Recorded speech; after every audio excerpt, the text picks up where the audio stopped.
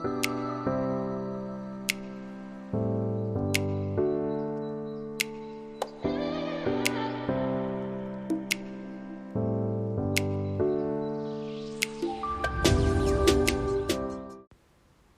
everyone, it's Kate and I'm back with another process video for you. This week's video though is entirely different, and I've decided to do a project that I've never done before for my first design team project in November.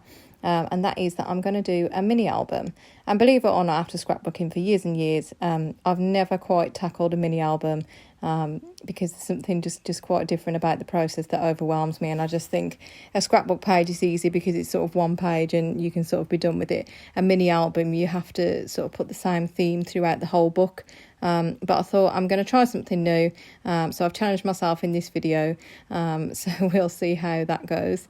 I am using the October 2020 Hipkits to make the mini album, and I've started, and I'll just talk you through the main sort of process that I'm going for, and then I'll leave you with some music for the rest of the video, so it's quite a long one for me anyway. So I'm using the October 2020 Hipkits.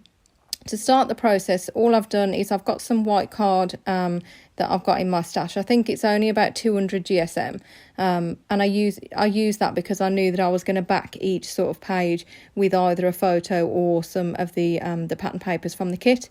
So that worked out quite well. So I just cut. I got some A4 pieces and I cut them across lengthways at intervals of 4 inches, just to make sizes that are a bit like a traveller's notebook size to start with. So I think I ended up with about four pages. Don't quote me on that. I think it was 4 pages on both sides, which means there's about 8 pages in the book in total. So I've cut those out. I've also some of the pictures, I've got full page pictures, which I think looks quite nice in a mini album. So all I've done for that is I use I've got a silhouette machine, but their design studio software is actually really good for measuring pictures out and different bits and pieces. So I always use that when I'm measuring bits to print out. So I've just put a box in there the same size as these pieces of paper, and I've printed out the picture, and then I've just cut that out the same size. I've grabbed my sewing machine because what I want to do is just add some additional texture.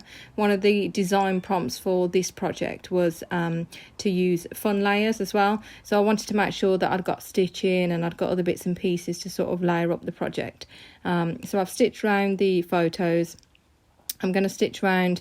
I mean, I'm sorry the view's not that great. You can't actually see what I'm doing, but I thought you might like to see the whole process anyway. So I think I'm just stitching a tag there. So I wanted to just get all that out of the way at the start. So I went through the gorgeous collections and picked out the pieces that I knew I wanted to stitch and did that all in one go. I've started off with the front page, so I just wanted to add a couple of bits of paper there, just again to go with the fun layers theme, and just sort of layer those on top of each other and distress the edges just to make them stick out a bit more. For the title on the front page, I actually used the negative of a cut file that I use later on in the actual mini album. So there's a gorgeous cut file it's available on the Hipkit website under the October cut files it is. And you'll see it later on in the video. It's a square cut file that says Autumn Fun. And the title that I use for the front of the page is actually the negative of that. So we've actually used both parts of the cut file without wasting anything, which I thought was quite nice. So I added that to the front page, which you'll see in a minute. I'm just sort of going as I go along. I'll glue bits down, wait for that to dry, then move on to something else. I also quite like the printed text effect in mini albums as well. So whilst I was in the Silhouette studio, I did put a couple of phrases down in there, and I just printed them on photo paper, to be fair. Printed those and cut those out. So there's a couple of sayings. Those I think are my favourite font to use is the American typewriter font. So that's what I've done there. So I'm just lining up this title now. I didn't think it stood out quite enough against this kind of background. So what I did decide to do in the end was I just got my old trusty white acrylic paint and I just put some white dots on that just to sort of bring it forward off of the background. So you'll see that in a few minutes.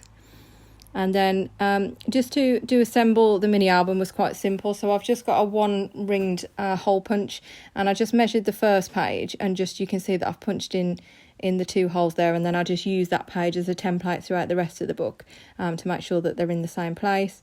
And then I've just got some bookbinding rings that I just use to feed through. So that is pretty much the process. So I will leave you to watch this video without me rambling on at you for the whole 13 minutes, I think it is. So thank you very much for watching, guys.